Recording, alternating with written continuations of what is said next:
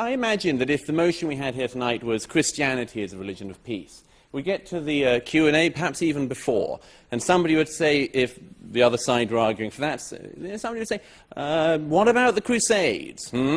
What about that?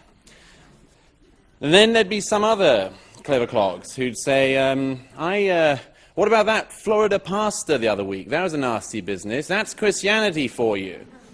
If we'd had tonight, Judaism is a religion of peace, the other side were trying to argue that. Sure as anything. There'd be people popping up in the hall tonight saying, oh, there's this bit in one of the Old Testament books, really, really bad.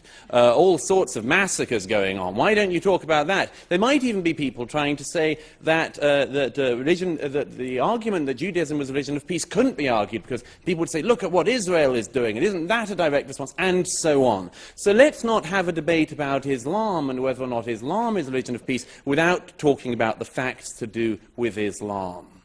It's an absurd situation we're in, where nothing that anyone does whilst being Muslim is any responsibility of Islam's. Yet anything anyone does whilst being a Christian or a Jew is responsibility of all Christians, all Jews.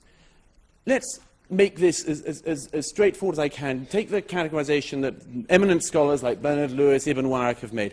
Let's say Islam is a very, very complex thing.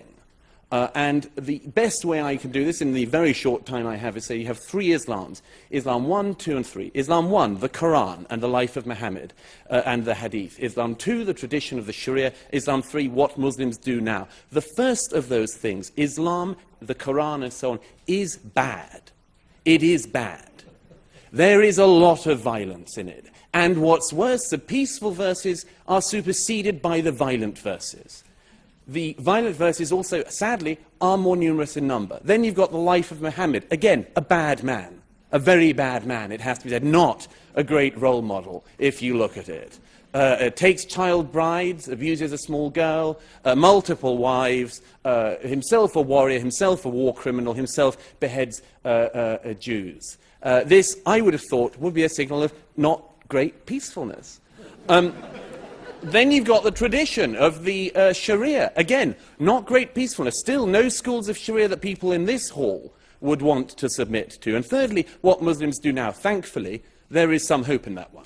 Because most Muslims, thank goodness, I almost said thank God, but old habits die hard. Most Muslims don't do what those texts say, because they exercise their judgment as moral beings without having to refer to defunct holy books. Now, the problem is that Islam is an unstable component, as a religion, an unstable component. 1,000 years ago, the Mu'tazilites tried to reform the religion. They were wiped out. The fact is that Islam is many things, many, many things.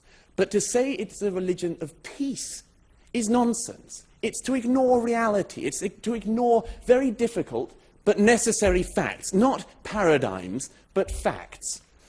To say that Islam is a religion of peace is to say something based entirely on hope. It's to elevate a hope into truth. And I hope, as you all know, history teaches us that's a very bad thing to do. Thank you. Thank you, Dr. Smart.